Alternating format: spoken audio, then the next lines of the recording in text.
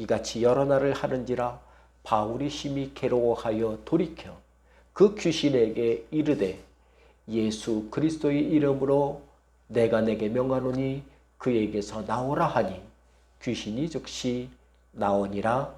아멘. 오늘 18절에 중반절에 나와 있는 바울이 심히 괴로워하여 돌이켜 라는 말씀을 제목 삼아 우리 4월 첫째 주 주일날 예배 말씀을 함께 은혜로 나누고자 합니다.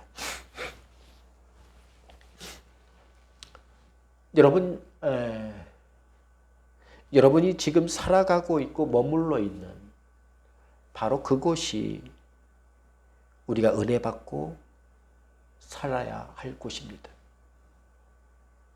은혜는 교회에서만 받는 것이 아니라 교회에서만 구하고 사는 것이 아니라 내가 어렵고 힘들어하는 바로 그 자리가 하나님의 은혜를 구하는 자리가 되어야 합니다.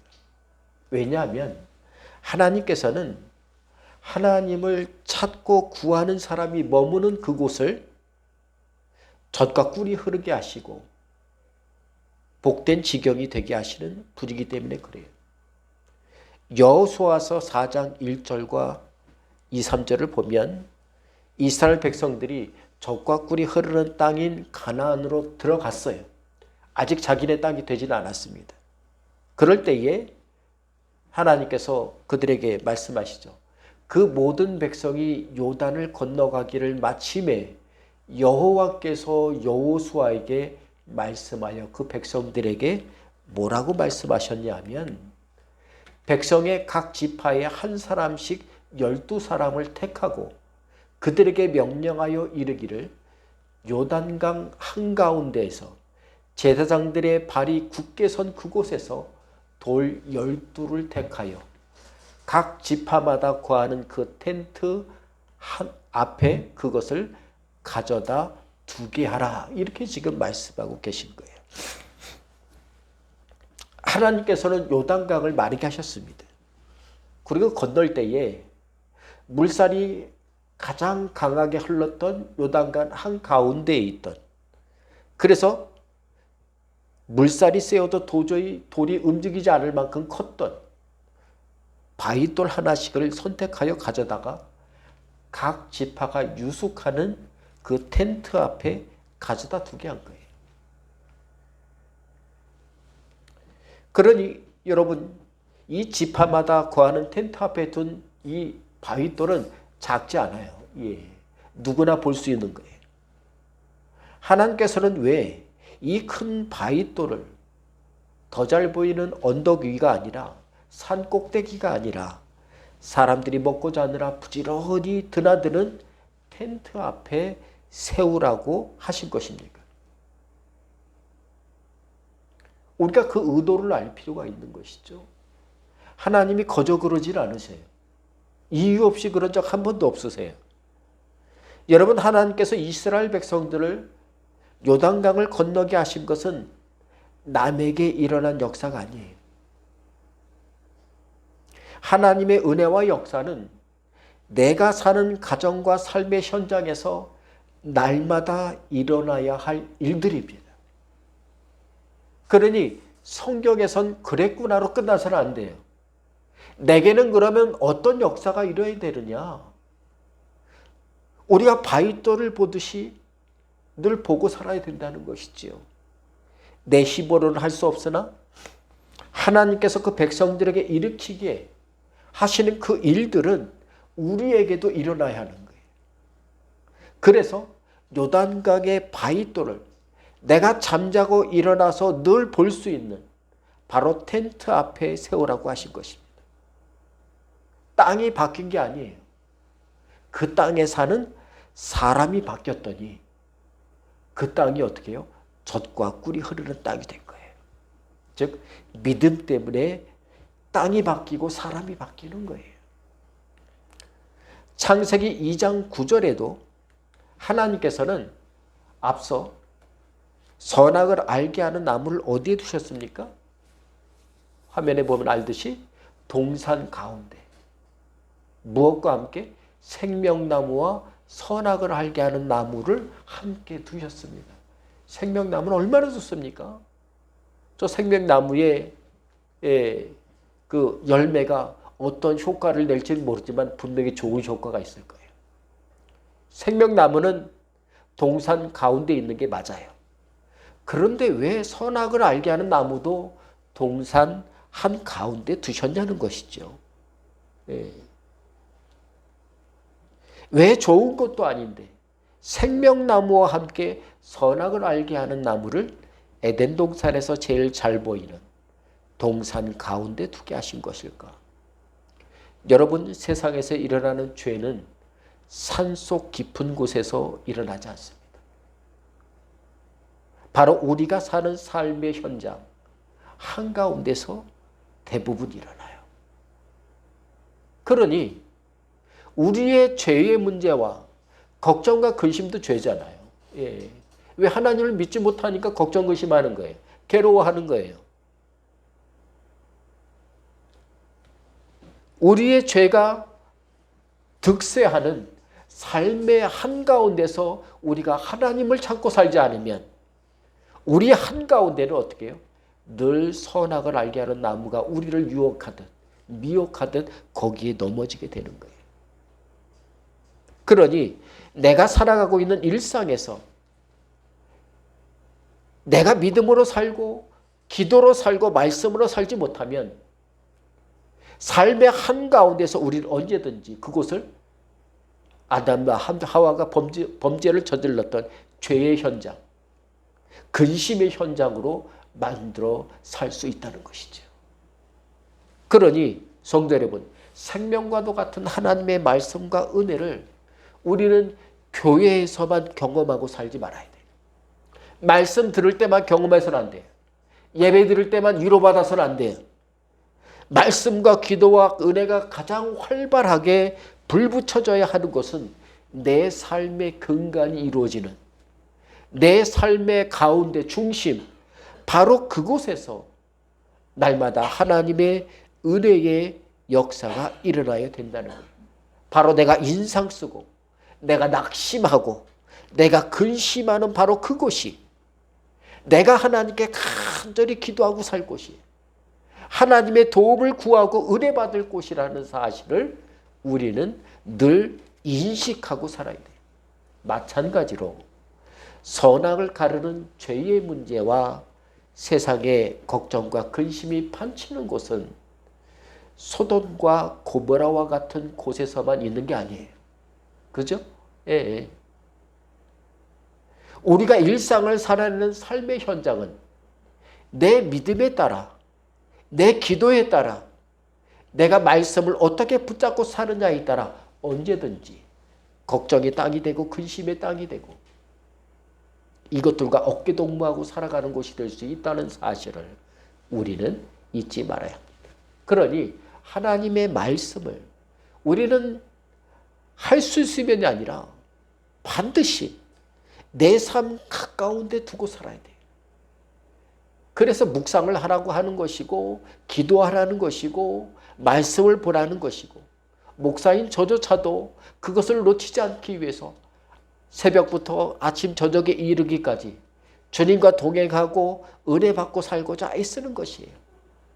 왜? 목사조차도 처절하게 그렇게 믿음으로 싸우고 살지 않고서는 이 시대가 그렇게 믿음으로 살아가는 게, 은혜로 살아가는 게 만만치가 않아요.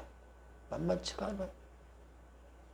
성도는 예배를 드리면 내가 들은 말씀, 새긴 말씀을 삶의 현장까지 가지고 나아가야 해요. 그래서 함께 살아야 말씀의 능력이 임하기도 하고 거기서 은혜가 역사되기도 하는 것입니다. 아무리 내가 기도를 좋아한들 기도를 교회에서만 하고 살면 교회에서는 은혜 받겠지요. 그러나 교회에서 텐트 치고 살 수는 없잖아요. 그러니 기도와 말씀과 사모함을 어떻게 해요? 교회에서 뿐만 아니라 교회 밖에 나가서도 오늘 앞서 말씀드린 이스라엘 백성들이 돌을 어디다 갖다 놨다고요? 텐트 앞에. 지금으로 따지면 어떻게 해요? 우리 같았으면 기념 돌을 어디다 갖다 놓겠어요? 교회 앞에 갖다 놓겠죠. 그렇게 따지면 성막 앞에 돌 12개를 나란히 놓으면 얼마나 보기 좋아요. 그런데 하나님은 그렇게 하지 않으셨어요.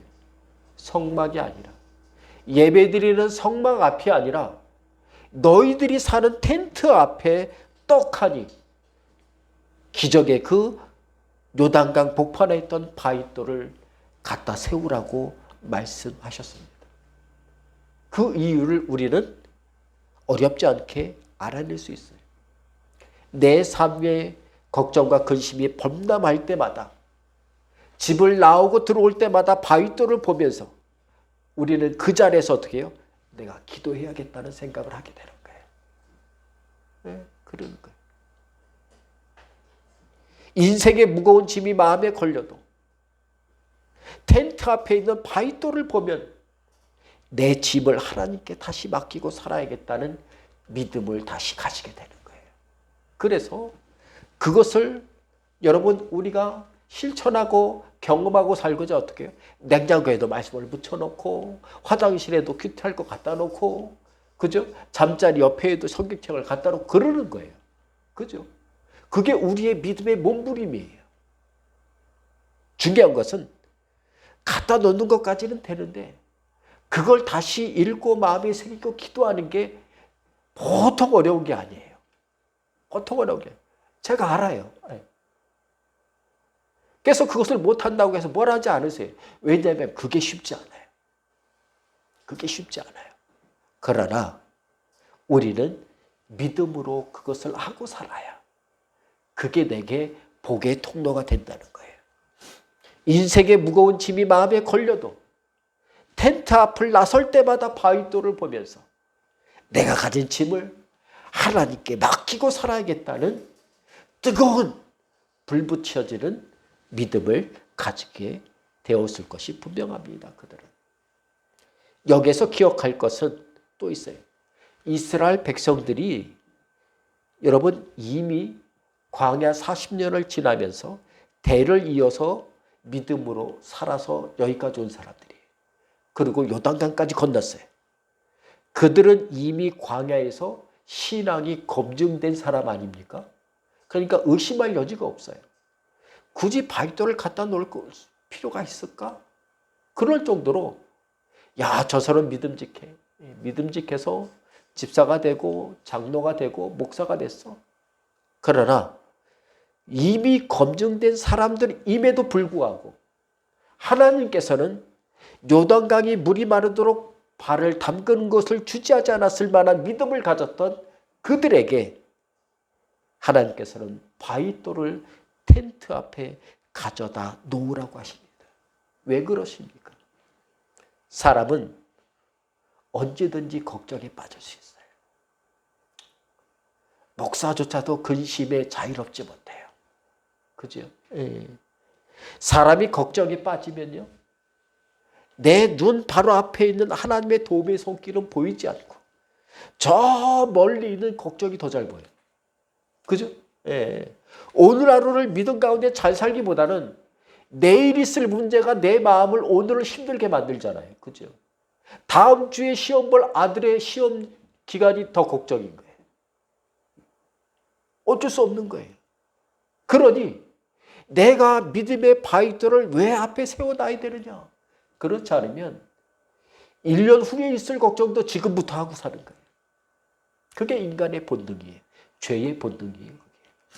그래서 하나님께서는 무슨 걱정, 무슨 문제가 생겨도 보일 만한 요단강의 기적의 증거인 커다란 바위돌을 텐트 앞에 두게 하심으로 이제부터 내 삶에서 일어나는 모든 것들, 가정에서든 직장에서든 가족에 있던 모든 걱정들을 내게 맡기라고 날마다 그 바위돌을 보는 사람들에게 말씀하고 싶으셨던 거예요. 너가 가지고 있고 만나고 살고 있는 근심까지도 이제는 너 것이 아니라 하나님의 것이 되도록 믿음으로 내려놓고 살라고 커다란 바위돌을 흰듯 않도록 텐트 앞에 떡하니 요단강에 큰 바위돌을 갖다 놓으라고 하신 것입니다. 사랑하는 성도 여러분, 내 삶과 인생과 가정에도 요단강의 바위돌보다 더 큰 주님의 사랑과 은혜가 있음을 우리가 기억하고 사시길 바랍니다. 저희가 이제 5월 달에 목사님들끼리 이제 월요 학당이라고 뭔가 좀 현장에서 그 예배와 신앙에 관련된 것을 서로 공부하고 연구하는 기간이 있는데 5월 달에 정교회 교회에 가서 예배 드리는 경험을 하기로 했어요. 거기는 성상과 뭐 향을 주로 많이 피우고 예식에 굉장히 중심을 둬요. 그래서 탁 들어가면 벌써 사람을 좌중을 압도하는 분위기가 있어요. 우리나라에 첫 번째로 세워진 종교회에 저희가 찾아가게 됐는데 여러분 우리가 예배로 돌아간다는 것 주님을 더 깊이 느끼고 경험하는 거잖아요. 그걸 위해서 목사들조차도 어떻게 해요? 아주 뼈저리게 막 몸부림치며 연구하고 공부하고 그때 시절의 어떤 믿음들에 대해서 연구하고 있습니다. 성도들은 어떻게 해요? 내가 예배에서 받았던 은혜를 놓치지 않고 살기 위해서. 이스라엘 백성들은 하나님의 말씀을 잊어버리지 않기 위해서 문지방에도 말씀을 써놓고 손목에다도 어떻게 말씀을 써놓고 두루마리처럼 말아서 조그맣게 만든 성경 말씀이 든 것을 이 미간에 띠를 둘어서 아이 때부터 어떻게 해요? 차고 다녀요. 지금도 차고 다녀요. 성경 말씀대로 어떻게 해요? 레위기에 나오듯이 이스라엘에서 유대교에 깊이 몰입된 사람은 어떻게 해요? 옆머리를 자르지 않습니다. 그 옆머리가 기니까 어떻게 이거를 비비고 와요. 그래갖고 얼마나 긴지 몰라요. 보면 그냥 웃겨요. 근데 그게 그들의 신앙이에요. 우리도 무슨 일이 있든지 예배에서 힌트를 받아 살아야 돼요. 기도하면서 힌트를 얻고 살아야 돼요. 말씀에서 힌트를 얻고 그래서 내 집과 삶을 은혜로 세우고 사는데 늘 힘쓰는 그런 믿음의 사람이 되어야 하는 것이죠. 성도는 예배 드릴 때 은혜 받고 감사하게 되고 기쁨이 충만합니다.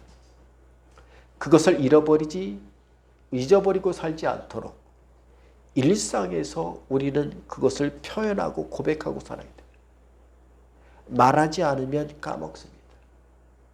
표현하지 않고 살면 표현하는 것이 불편해져요. 그러니 사랑하십니까? 지금 표현하세요. 감사하십니까? 나중으로 미루지 말고 지금 말하고 표현하고 드러내고 고백하세요. 오늘 말씀 18절은 이같이 여러 날을 하는지라 바울이 심히 괴로워하여 돌이켜 그 귀신에게 말을 했다. 이렇게 말하고 있습니다. 바울은 유럽의 첫 석인 빌립보에 와서 자신을 누르고 참고 살았어요. 이곳에 사는 모든 로마인들과 관계가 엉키게 되면 어떻게 돼요? 처신을 잘못했다가는 주의 복음을 전하고 은혜를 나누는 것이 허사가 될 것이 걱정이 됐을 것이 분명합니다. 그래서 조심스럽게 이 빌립보를 다니면서 조사했어요. 조심했어요. 그런데 점치는 귀신들 여종의 괴롭힘이 시간을 더하면 더할수록 날이 더하면 더할수록 거세지자 바울은 드디어 가만히 있지 않았습니다. 여러분 일반적으로 참고 살다가 도저히 가만히 있을 수 없을 때 우리는 어떻게 합니까? 성질내죠. 내가 참았다가 성질내는 거예요. 내가 참았다가 고집부리는 거예요. 내가 참았다가 인상 쓰고 낙심하는 거예요.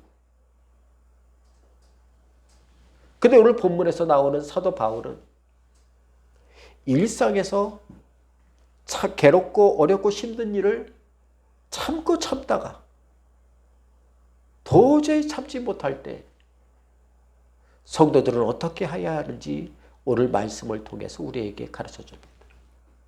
바울의 신앙과 고백이 우리의 삶에도 녹아져 살게 되길 바랍니다. 세상이나 사람에게서 인생을 살아갈 방법을 찾는 것이 아니라 주님께서 주님으로부터 내가 살 길과 피할 길을 또 은혜의 길을 온전히 내고 살아가는 우리 모든 성도 되길 간절히 바랍니다. 첫 번째로 이를 위해 성도는 주님과 연결하고 살 줄 알아야 돼요.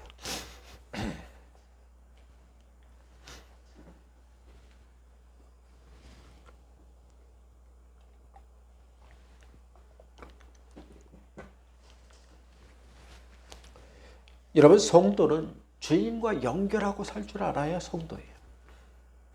걱정과 연결하고 살면 걱정쟁이뿐이 될 수가 없어요. 우리는 주님과 연결되어 살 줄 알아야 돼요. 세상을 살면서 사람이 가장 괴롭고 가장 힘들고 가장 어려움을 잘 느끼고 살 때가 언제입니까? 아이러니하게도 하나님보다 자신을 더 의지하고 살 때 사람은 가장 괴롭습니다. 맞죠? 나를 이 땅에 보내신 하나님과 멀어지면 떨어져 살면 생각지도 않고 살면 연결되어 살지 않으면 그때가 가장 괴로운 거예요. 왜냐하면 사람에겐 하나님보다 자신이 가진 것을 의지하고 살려는 본능이 있습니다. 그죠? 아기를 보세요. 아기도 아무 때나 안 울어요. 우리가 서로 의사소통이 안 되는데도 불구하고 꼭 언어로 의사소통이 되는 게 아니잖아요. 그죠? 아기들은 자기의 몸과 어떤 소리로 자신을 표현하고 살잖아요. 그런데 아기도 보면 아무 때나 울지 않아요. 배고프거나 불편하거나 아프거나 힘이 들 때 웁니다. 스스로 본인이 해결할 수 없음을 알리는 거예요. 얼마나 똑똑해요. 그죠? 얼마나 똑똑해요. 네. 아기들만 그렇습니까? 아니에요. 어른들도 마찬가지예요. 사람들을 보세요. 언제 병원들 가십니까?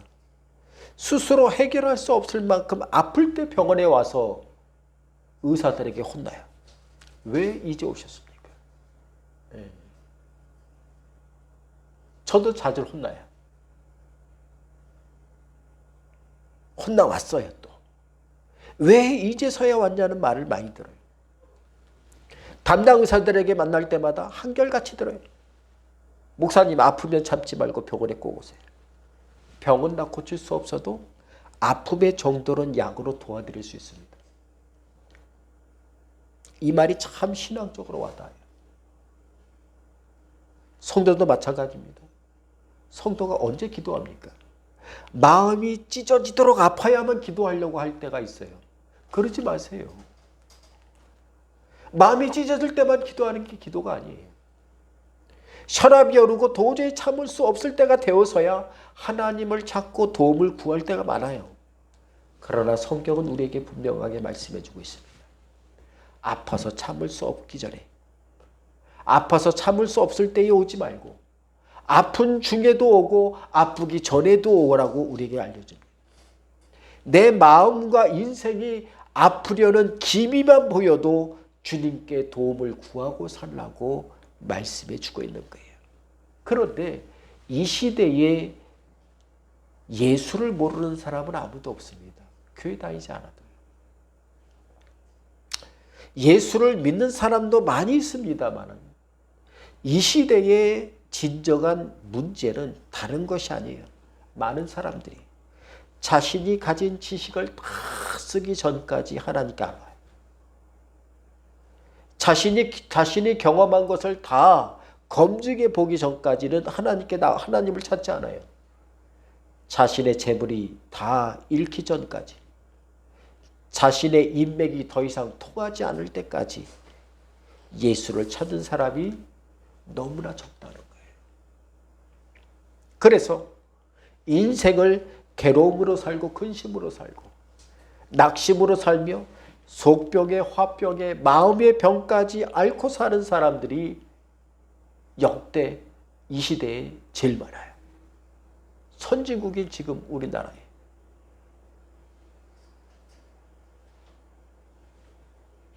육체적 병뿐만 아니라 마음의 병까지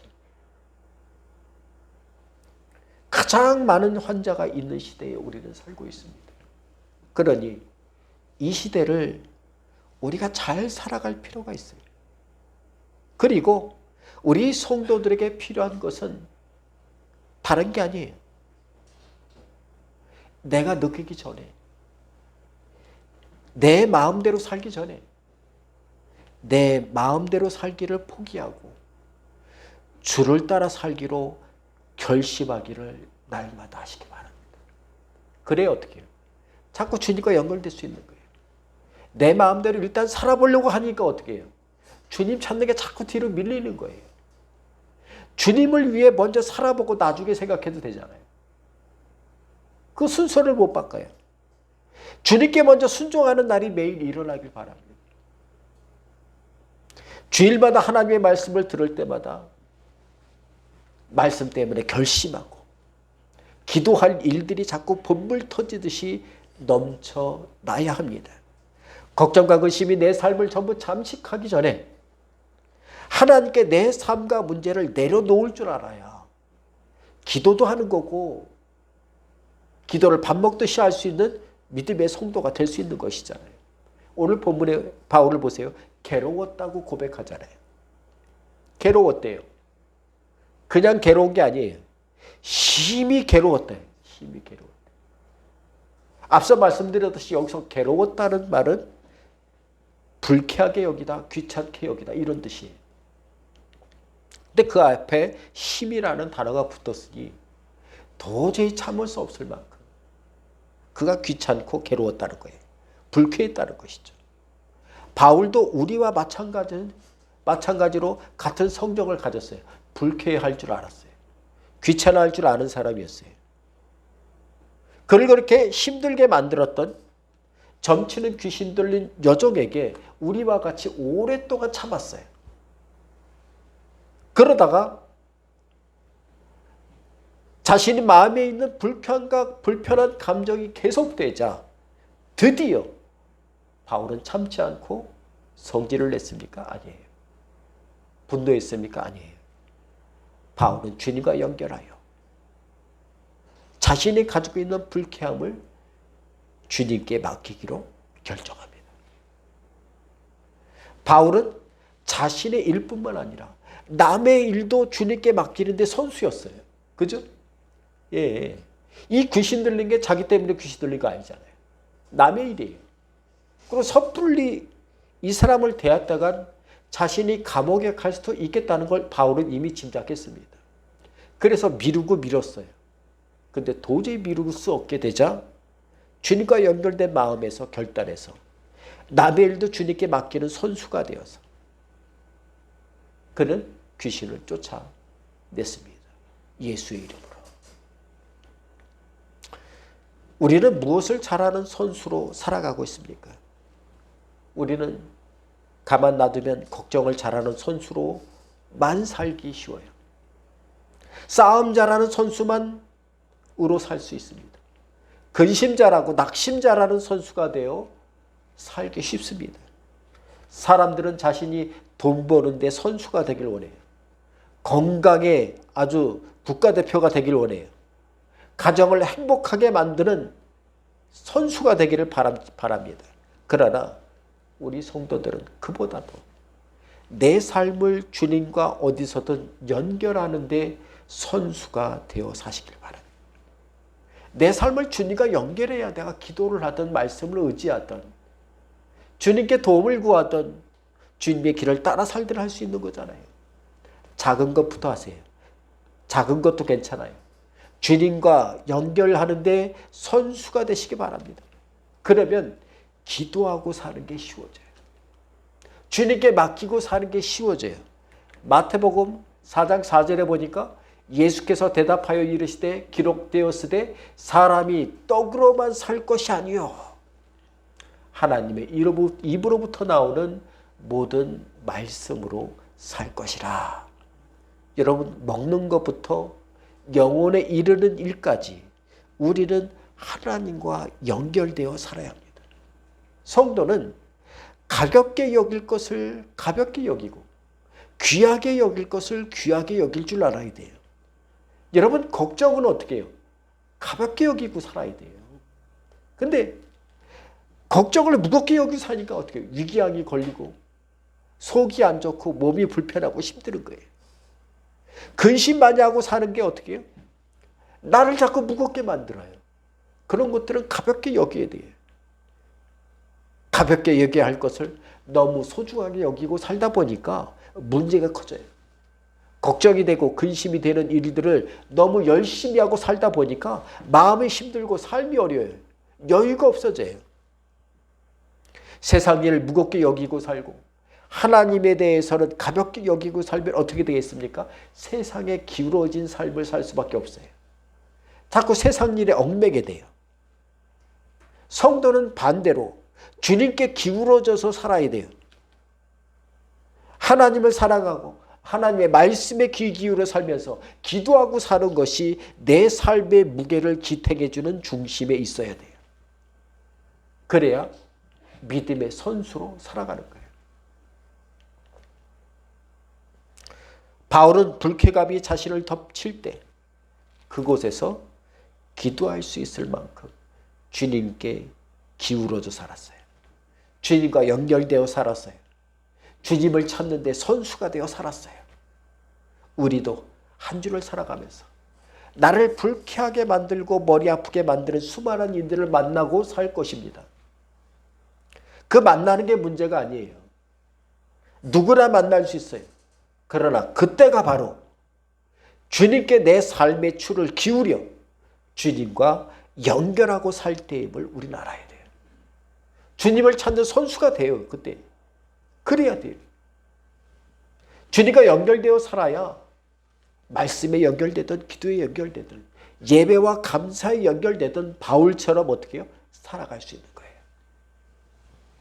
삶이 어렵고 힘드십니까? 지금이야말로 주님께 내 삶을 연결할 기회예요. 맡기고 살 기회예요. 주님을 찾을 기회예요. 신실한 크리스찬 중에 한 명으로 대통령 때는 인기가 없었는데 대통령 이후에 오히려 인기가 있었던 대통령 지미 카터가 몇 년 전 90세에 간암이 걸렸는데 뇌까지 전이 됐어요. 수술을 하게 되었는데 기자들에게 이런 말을 남겼습니다.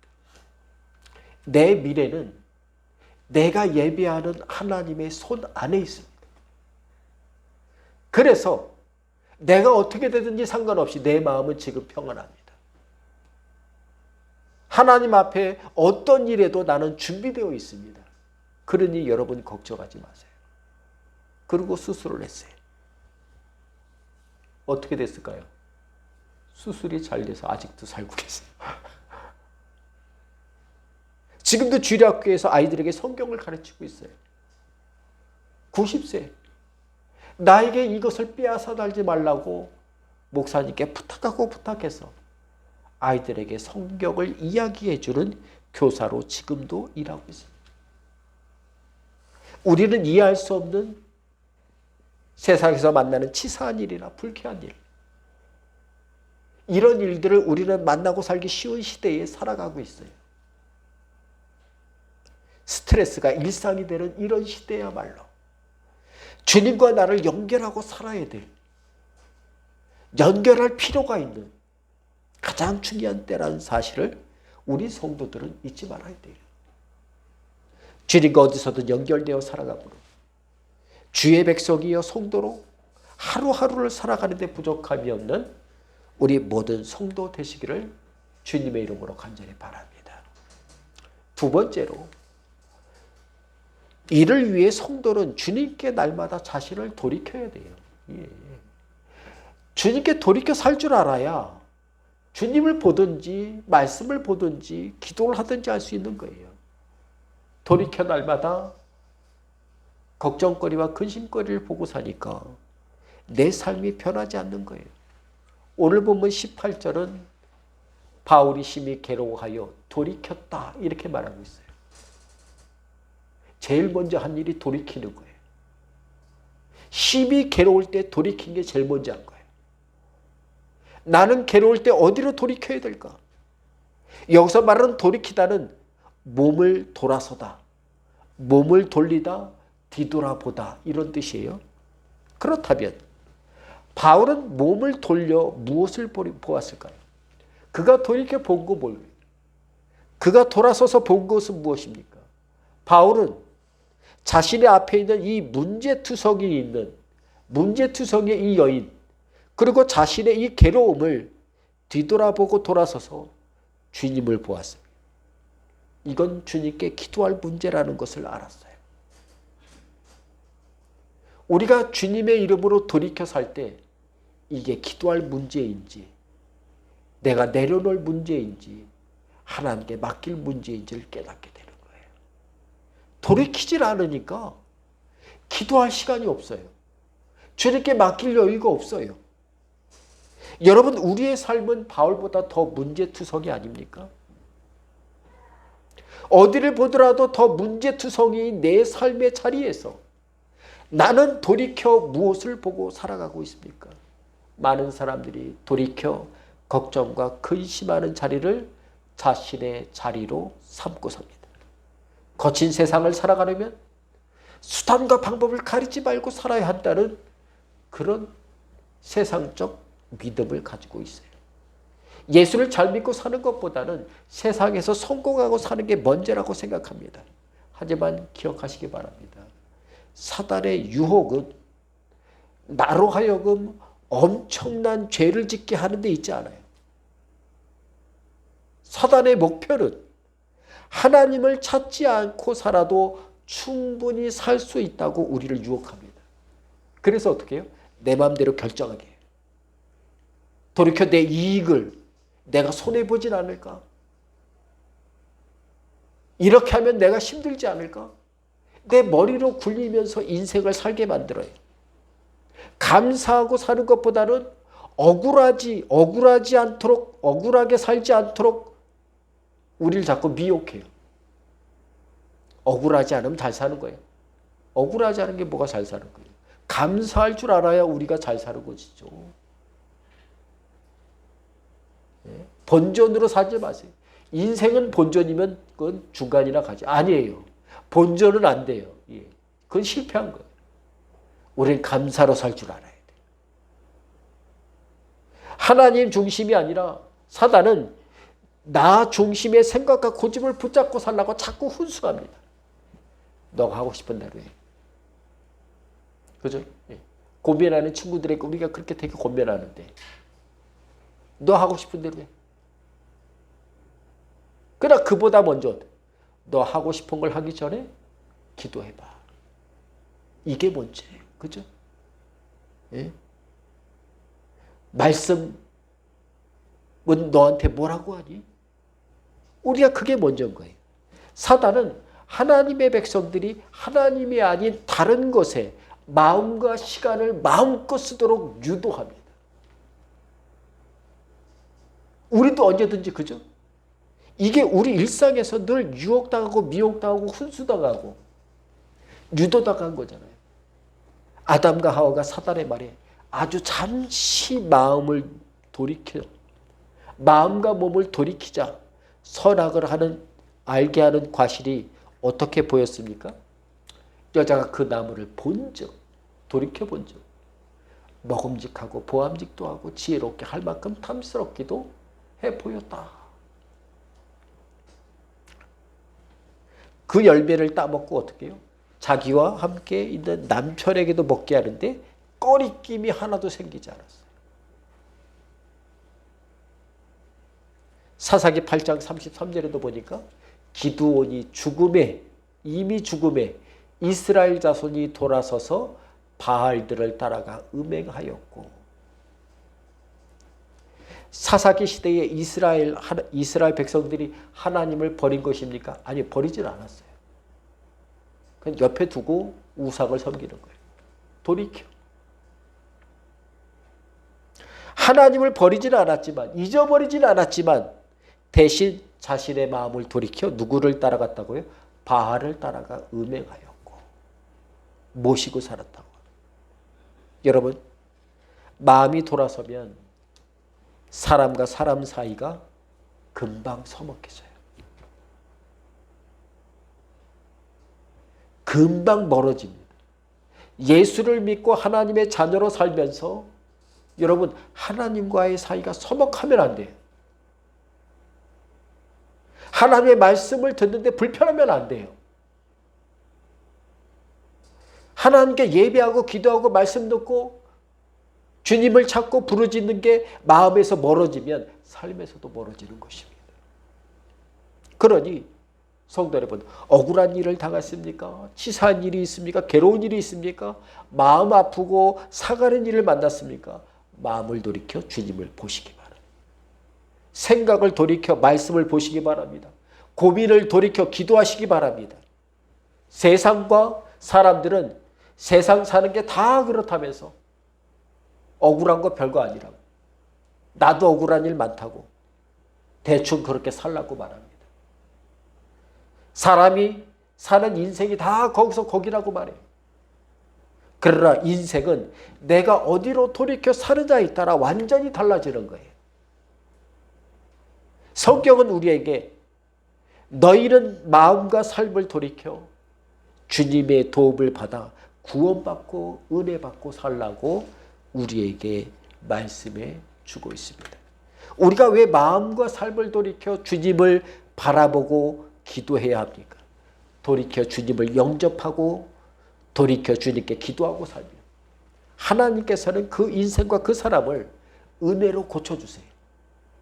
사람을 고쳐주세요. 환경을 고쳐주시든지 사람을 고치시든지 그 이웃을 고치시든지. 성도가 왜 돌이켜 기도하고 살아야 합니까? 성도가 돌이켜 기도하고 살면 하나님께서는 내가 원하는 대로 나를 고쳐주시고 바꿔주시고 환경을 고쳐주는 게 아니에요. 기도를 하면 할수록 하나님께서 나를 고쳐주세요. 나의 보는 눈을 고쳐주세요. 나의 고집스러운 근심하는 생각을 고쳐주세요. 나의 지식을 하나님의 지혜로 바꿔주세요. 그러면 살만한 정도가 아니라 기뻐하는 거예요. 기뻐하는 거예요. 예. 그러니 사랑하는 성도 여러분, 어디서든 우리는 돌이켜 하나님을 만나고 살 줄 알아야 돼요. 하나님을 찾고 살 줄 알아야 돼요. 돌이켜 세상을 열심히 만나고 살면 우리는 세상 말을 기박히게 하고 살 거예요. 세상 말을 그렇게 잘할 수 없어요. 세상 말이 그렇게 잘 들려요. 그러나 우리가 하나님께 돌이켜 하나님을 만나고 살면 하나님 주신 말씀이 기막히게 들립니다. 하나님의 말씀, 하나님께 자꾸 말하고 싶어져요. 하나님이 우리를 구하게 되고 만나게 되고 수영하면서도 걸어가면서도 뛰어가면서도 자전거 타면서도 비행기 타면서도 운전하면서도 우리는 주님을 생각할 수 있어요. 오늘 말씀에서 바울은 괴로운 일을 당했으나 돌이켜 감사와 은혜를 맛보는 산 증인이 되었다고 우리에게 말해줍니다. 여러분, 길 가다가 누군가 나와 비슷한 이름만 불러도 고개가 돌아가요. 길 가다가 누가 목사님 하면 내가 아닌데도 돌아보면 다른 사람이에요. 근데도 돌아봐요. 나를 부르는 게 아닌가 하는 마음으로 돌아보는 거예요. 그런데 하나님께서는 우연히 내 이름을 부르는 정도가 아니라 대놓고 나를 믿음의 사람으로 부르고 찾아요. 제발 나를 향해 기도 좀 해라. 예수 이름으로 기도 좀 해라. 말씀을 믿고 좀 따라오라고 우리에게 말해요. 바로 나를 위한 구원의 길이 있다고 부르세요. 나를 위해 준비한 은혜가 있다고 불러 세우십니다. 그러니 주님께서 나를 찾고 부르시는 말씀을 들었습니까? 돌이켜 기도하고 돌이켜 도움을 구하고 돌이켜 내 삶을 맡기고 하나님께 맡기고 사는 것을 주저하지 마시기 바랍니다. 사순절의 마지막 일주일을 지나면서 또 종교주의를 준비하는 이 주간에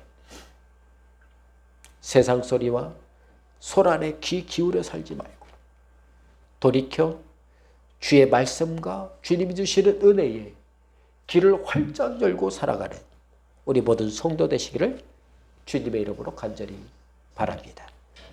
기도하겠습니다. 하나님 감사합니다. 저희를 하나님의 소중한 자녀 삼아주시니 감사합니다. 하나님의 구원받은 백성으로 인정해 주시고 우리를 이 자리에서 예배드리게 하시고 이제 돌이켜 하나님의 사람으로 삶의 현장에서 살도록 도우시는 아버지 하나님, 이 한 주간을 살아갈 때에 주님과 늘 연결되어 살아가고 주님을 찾는 선수가 되고 주님께 기도하는 선수가 되어 살게 도와주옵소서.